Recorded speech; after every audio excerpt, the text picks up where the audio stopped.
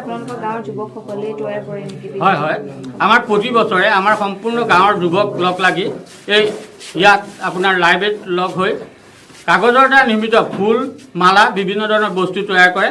আৰু আমাৰ এই ৰাসভাগৰ 20তম বৰ্ষ এইবাৰ, আৰু প্ৰথম বছৰৰ পৰাই আমাৰ এই 20 নম্বৰ বৰ্ষলৈকে সমগ্ৰ গাঁৱৰ যুৱক যুৱতী লগতে আই মাতৃ বা সমস্ত সকলোৱে সহযোগত এই ৰাসভাগ আয়োজন কৰা হয় আৰু সকলো ৰাইজৰ সহযোগিতাত এই ৰাসভাগ অনুষ্ঠিত হয়।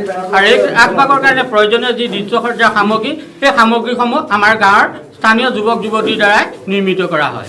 কিমান দিন ধৰি এইসমূহ তৈয়াৰ কৰি থকা হৈছে? আমাৰ 15 দিন ধৰি আমাৰ যুৱকসকলে তেওঁলোকৰ নিজৰ কৰ্মব্যস্ততা বাদ দি সকলো আমাৰ গাঁৱৰ যুৱক বিভিন্ন ধৰণৰ কামত নিয়োজিত যদিও তেওঁলোকে কাম বন 15 দিন বাদ দি পেলাই তেওঁলোকে আমাৰ ৰাসত প্ৰয়োজনীয় যিখিনি সামগ্ৰী সেই সামগ্ৰীসমূহ তৈয়াৰ কৰাত ব্যস্ত থাকে। আপোনালোকৰ ৰাস কেতিয়া?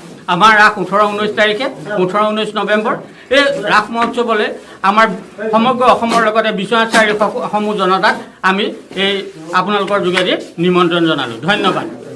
আমাৰ বৃহত্তৰ লেহুগাঁও সাৰ্বজনীন ৰাস মহোৎসৱ, এই ৰাস মহোৎসৱ ভাগত আমি প্ৰায় এমাহজোৰা পূৰ্বে এমাহজোৰা প্ৰস্তুতি চলাইছিলোঁ। কিন্তু এইবাৰ চৰকাৰৰ যি ক'ভিড নিৰ্দেশনা আছে সেই নিৰ্দেশনা মানি পেলাই আমি মাত্ৰ 2 সপ্তাহ সময় লৈছোঁ এই ৰাস মহোৎসৱ ভাগ আমি অনুষ্ঠিত কৰাৰ ক্ষেত্ৰত। আৰু ইয়াত যি আমাৰ গাঁৱৰ যি যুৱকসকল আছে সেই যুৱকসকলে সম্পূৰ্ণ নিজা প্ৰচেষ্টাত কাগজৰ দ্বাৰা যিমানখিনি আমাৰ ফুলৰ প্ৰয়োজন হয় সেই ফুলখিনি আমাৰ গাঁৱৰ যুৱকসকলে নিজা প্ৰচেষ্টাত প্ৰয়োজন কৰে। আমাৰ এজন এই গাঁৱৰে এই দৃশ্যসজ্জাৰ এজন প্ৰতিষ্ঠাপক সভাপতি আছিল, তেখেত কিছুদিন পূৰ্বে আমাৰ প্ৰয়াত হৈছে লম্বোদৰ শইকীয়া, তেখেতৰ নাম আমি এই ক্ষেত্ৰত ল'বই লাগিব।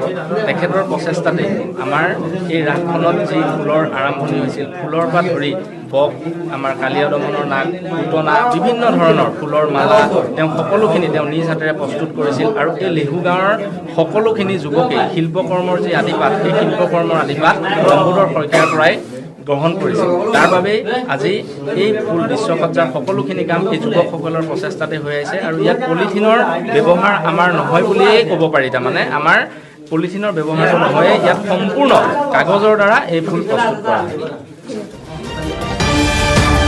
Assam Focus।